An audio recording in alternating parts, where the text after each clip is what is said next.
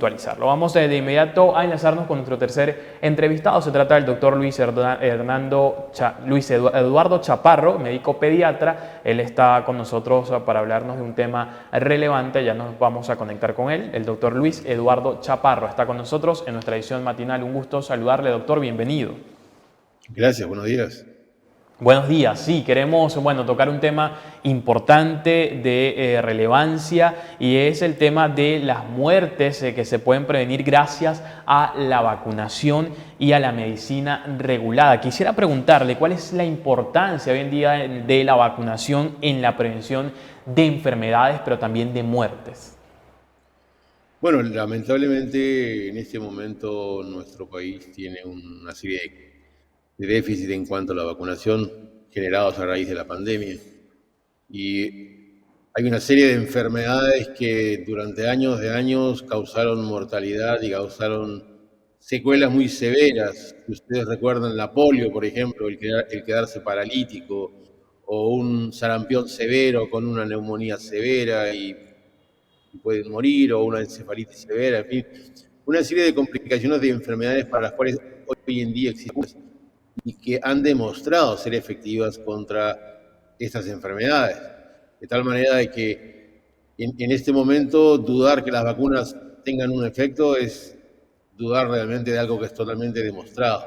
Y creo yo que la población debería llevar a sus hijos a los lugares donde tengan que llevarlos para recibir las vacunas que les correspondan de acuerdo a la edad que tengan, ¿no? Ahora, ¿qué decirle, doctor, también esos movimientos que hemos visto que se han impulsado en los últimos años, sobre todo incluso que se han dado a conocer, digamos, más que todo en esta pandemia de COVID-19 que tuvimos recientemente, los movimientos antivacunas? ¿Qué decirles también a esas personas que hoy no creen en la ciencia, que creen que, por supuesto, estas vacunas tienen, digamos, algún control de la población?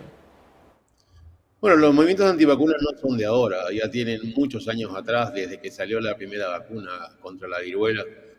Y lamentablemente la fama que se han hecho en el tiempo no ha sido muy buena, porque se han demostrado en varias oportunidades cómo publicaciones de ellos han sido totalmente fraguadas y han llevado a que en muchos países se deje de vacunar por justamente esos estudios. Y luego se han descubierto que eran estudios falsificados. Entonces, es gente que su interés es que probablemente no reciban vacunas y quizás que los visiten a ellos, porque no encuentran otra razón para que la gente no tenga que vacunarse. Las vacunas son seguras, las vacunas son efectivas y evidentemente toda medicación puede tener un pequeño riesgo, un pequeño porcentaje de personas que hacen efectos adversos, pero el beneficio es mucho más alto que el riesgo que realmente se pueda tener. Ahora, ¿cuáles son, digamos, si podemos enumerar las principales enfermedades prevenibles mediante vacunas y cómo también han impactado en lo que es la reducción de muertes? La primera de ellas que se coloca en el nacimiento es la vacuna contra la tuberculosis, una enfermedad prevalente en nuestro país y que por lo menos aplicado en los niños pequeñitos puede reducir marcadamente el riesgo de una enfermedad severa, como es una meningitis por tuberculosis, por ejemplo, o una tuberculosis diseminada. Luego tenemos enfermedades como la difteria, que durante más de 20 años dejamos de ver y que justamente durante la pandemia tuvimos un pequeñito brote de difteria que causó la muerte de una niña de 5 años. Lamentablemente esta chica no estaba vacunada y eso fue la causa principal de su fallecimiento. Tenemos tos convulsiva que todavía tenemos en el país, en diferentes regiones y en diferentes cantidades, y que no es tan fácil erradicar. El tétanos, que definitivamente lo teníamos muy bien controlado, hoy todavía tenemos algo de tétanos en el recién nacido, pero es mucho menos de lo que tuvimos en el pasado y evidentemente ya no es un problema serio para nosotros. Tenemos el sarampión, paperas y rubiola, tres enfermedades que rubiola no vemos desde 2006 en el Perú por la vacunación. Sarampión lo vemos cuando viene gente del extranjero a este país donde las coberturas están bajas y por eso el temor que tenemos ahora es ese, que alguien viaje del exterior al país con sarampión y podamos tener pequeños brotes de sarampión donde podamos tener niños secuelados con daño encefálico, con neumonías severas, en fin. Paperas la tenemos todavía, rubiola sí no hay, como les digo. Y tenemos enfermedad neumocóxica, que la hemos reducido como causa de mortalidad, como una neumonía, que es la parte más importante y más severa. Pero el neumococo puede producir también meningitis, que es otra de las afecciones graves que pueda dejar secuelas y pueda matar también a un niño, ¿no?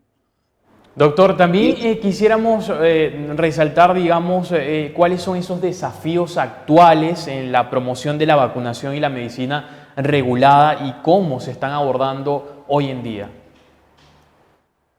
bueno, en este momento el país tiene un gran reto que significa recuperar sus coberturas vacunales.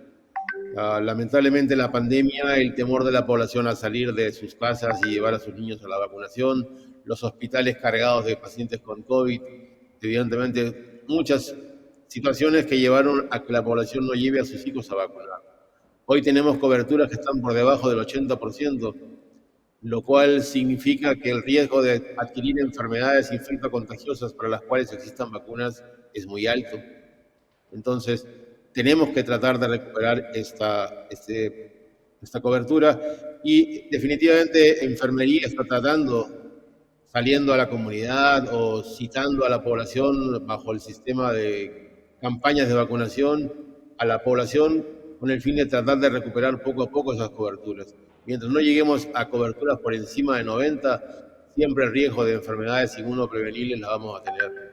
Y eso depende mucho de la población, por un lado, y de que tengamos la disponibilidad, evidentemente, de personal para poder vacunar a toda la población. Es un trabajo en conjunto, sin duda alguna, doctor, y quisiera precisamente ir con relación a mi siguiente pregunta ya para finalizar. Digamos, cómo se colabora entre los profesionales de la salud, los reguladores y también las autoridades sanitarias para lo que vendría siendo asegurar una atención médica segura y efectiva.